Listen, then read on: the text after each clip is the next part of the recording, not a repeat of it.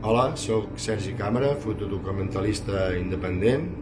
Estic ara al pont de comandament del vaixell de l'Open Arms. Ens trobem davant de les costes de Sicília, a la ciutat de Trapani, on ahir vam desembarcar 259 persones que van ser rescatades al Mediterrani central de morir afogades. Malauradament, a pesar de tots els esforços de l'equip mèdic i dels rescatadors i de tot l'equip de la tripulació de l'Open Arms, van morir 5 persones adultes i un nadó de 6 mesos.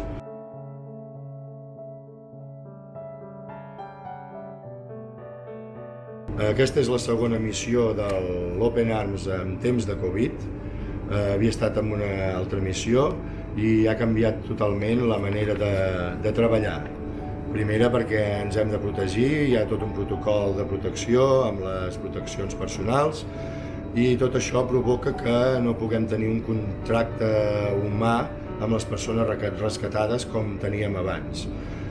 No podem veure els seus somriures, no ens podem acostar tant a les persones rescatades, i això fa que aquest contacte no sigui tan digne, no?, per a aquestes persones després de passar per el que han passat.